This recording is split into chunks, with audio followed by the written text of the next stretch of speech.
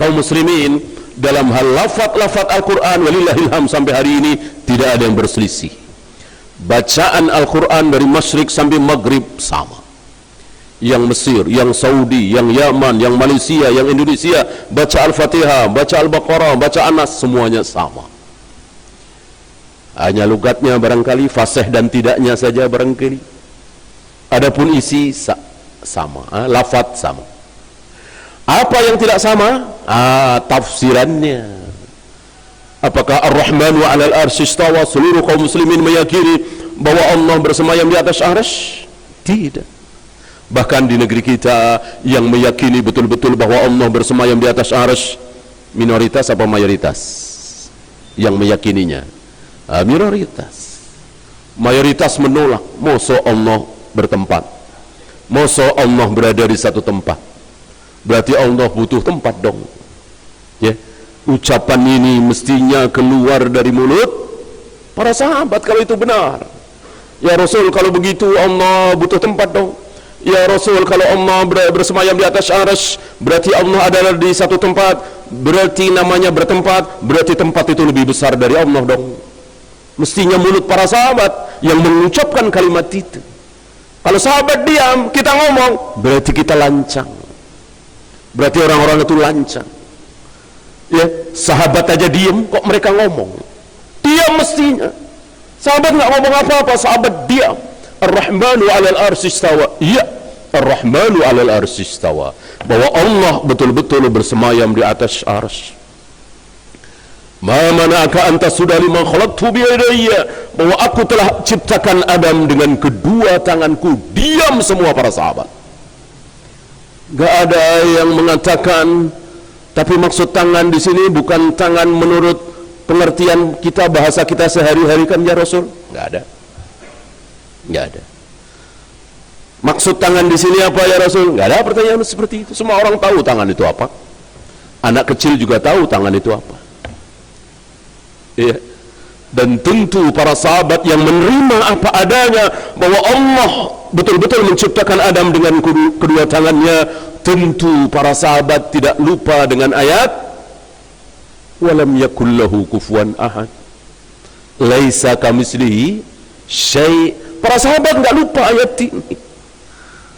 Ya, maka bodoh sekali dan menuduh para sahabat bodoh orang yang mengatakan kalau Allah punya tangan dua berarti sama dengan kita dong. Ya.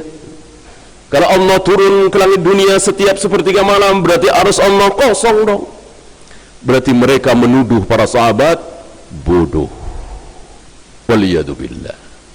Kita kaum salaf tentu tidak berani menuduh para sahabat orang-orang bodoh. Mereka yang paling pintar, paling cerdas, paling faham dalam agama ini. Walaupun barangkali tidak semua mereka IQ-nya tinggi, tetapi dibimbing oleh Allah. Karena mereka calon penghuni surga, dijamin ridha, dijamin ampun, maka Allah bimbing mereka. Jangan sampai memahami agama keliru, jangan sampai memahami siapa Allah keliru, dibimbing. Sementara yang bukan calon surga, yang bukan dijamin masuk surga, IQ-nya tinggi, profesor, doktor, sekolah loncat-loncat, habis kelas 1, kelas 3, habis kelas 3, kelas 6 misalnya, mana saking cerdasnya, tapi Allah tidak bimbing. Karena bukan calon ahli surga, Allah tidak ridho kepada dia, Allah tidak bimbing dia, lalu Allah malah sesatkan dia, mengatakan Allah ada di mana-mana, mengatakan Allah tidak mungkin punya tangan, punya wajah. Kalau itu jadi sama seperti kita punya fisik. Itu dia. Maka teriakan ahlus sunnah yang tidak boleh kita kendor sedikit pun, apa?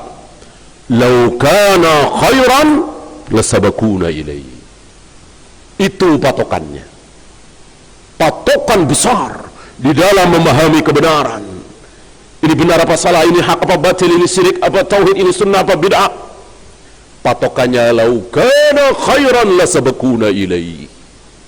Dan sepertinya tidak ada yang punya kaidah ini kecuali kaum salaf. Insyaallah kalau mereka taruhlah Mu'tazilah atau Jahmiyah atau Jabariyah atau Asy'ariyah atau Maturidiyah berpatokan dengan ini, selesai. Dia akan taubat dari Asy'ariyah, dia akan meninggalkan Maturidiyah, dia akan bertaubat dari Mu'tazilah kalau berpatokan dengan laukana khairan lasabakuna ilaih. Jangan salah, laukana khairan lasabakuna rasul, ini malah keliru.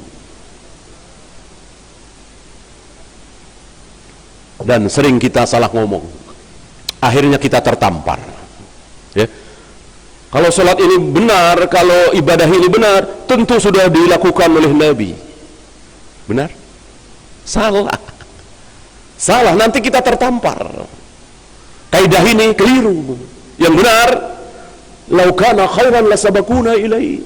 Kalau ini benar, sholat ini benar, puasa ini benar, wirid ini benar, sholawat ini benar, cara-cara dakwah seperti ini benar, pasti sudah dipraktekkan, dicontohkan oleh para sahabat, bukan Nabi SAW. Lu kok begitu?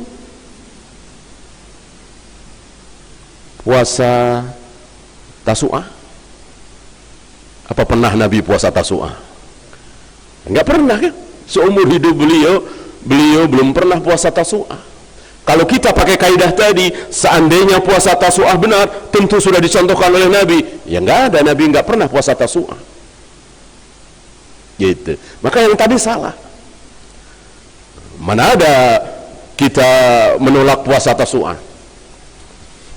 Orang beliau mencita-citakannya, seandainya tahun depan aku masih hidup, aku akan berpuasa Tasu'ah juga. Selama ini kan Asyura 10 Muharram, 9-nya tidak. Seandainya tahun depan aku masih hidup, maka aku akan berpuasa tanggal 9-nya juga. Belum sampai tahun depan beliau wafat. Kalau pakai kaidah tadi keliru.